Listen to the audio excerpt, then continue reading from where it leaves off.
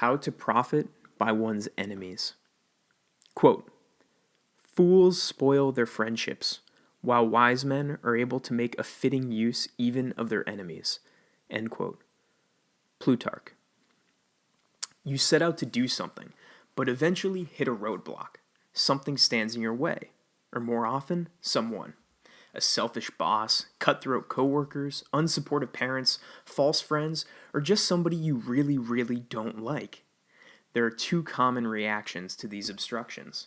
1, become angry. 2, become timid. Anger escalates the situation and entrenches your opponent's will, while timidity ignores the problem completely. Neither of them are a real strategy. But what if there was a third option? A way to, instead of becoming emotional and unbalanced, we're able to benefit, not in spite of, but because of our foes.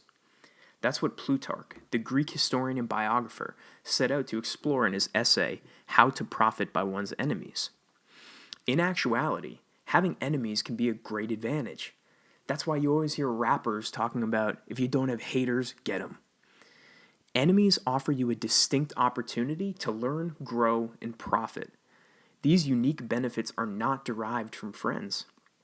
Plutarch observed, which is truer now than ever before, quote, "Since friendship's voice has nowadays become thin and weak when it comes to frank speaking, while its flattery is voluble and its admonishments mute, we have to depend on our enemies to hear the truth." End quote. Yes, friends tell you what you want to hear, not because they're bad, but because they care about you and don't want to hurt your feelings. Your enemies have no such qualms. This seems so obvious, so common sense, and yet when someone critiques or attacks you, what do? Get angry, get defensive, deny the truth. They don't know what the hell they're talking about, you insist.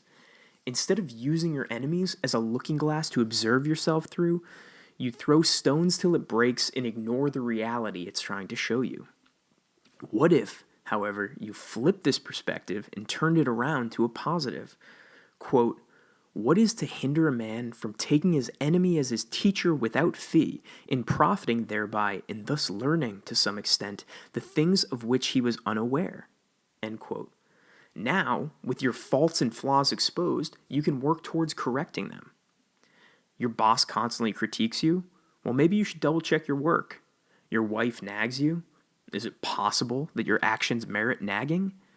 People don't see the brilliance of your idea. Well, ask yourself, is it really that brilliant after all? Your enemies are an asset precisely because they are your enemies. They've taken up the role as your adversary, consciously or unconsciously, and as odd as it may sound, they've made an investment in you, of time, possibly of resources. You can and should use this to your advantage. So when they criticize your work, now you can see holes in your argument that you wouldn't have otherwise. When they fail to contribute to the team, you develop self-reliance. When they undermine your efforts, you learn to keep your cards closer to your vest. And if nothing else, you can have what Marcus Aurelius called the best revenge, which is to not be like them. Use them as a black mirror to your darker virtues, as the benchmark for what you will not turn into. Quote, "If you call your enemy uneducated, strive to intensify in yourself the love of learning and industry. If you call him a coward, rouse even more your self-reliance and manliness. If you call him unchaste and licentious, obliterate from your soul whatever trace of devotion to pleasure may be lurking there unperceived. For there is nothing more disgraceful or painful than evil speaking that recoils upon its author." End quote. You've thought it 1,000 times. When I'm in charge, I'm never going to yell at my kids, undermine my subordinates, steal credit from others, etc. When we get to make the decisions, things are going to be different.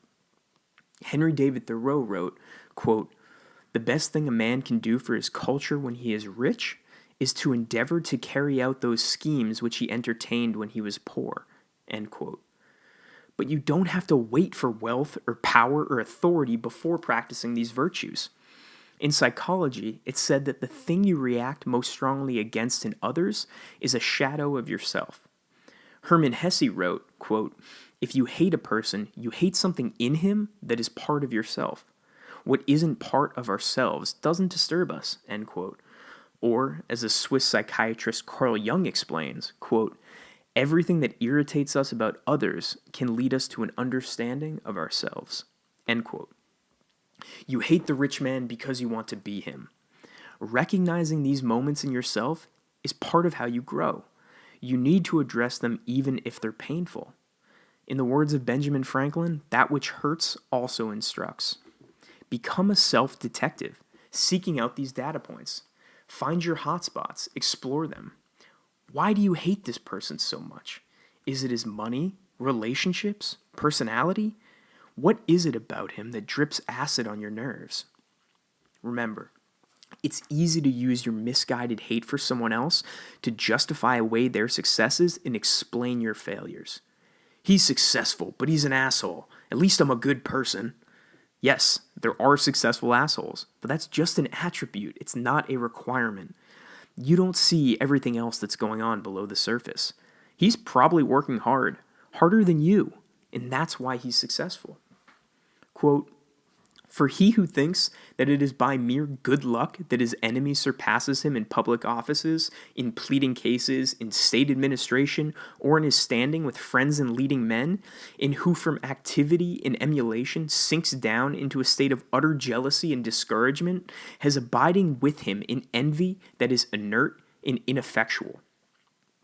If, however, a man is not blind in regard to the object of his hatred, but makes himself an honest observer of the other's life, character, words, and deeds, he will discover that most of the successes which excite the envy of others comes to those who have won them as the result of painstaking, forethought, and fair conduct. And so, bending all his energies in this direction, he will put into practice his own ambitions and high aspirations, and will eradicate his listlessness and indolence.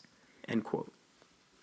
Instead of being pissy about their accomplishments and your lack of, examine them, plumb their depths. You don't have to become them in order to learn from them.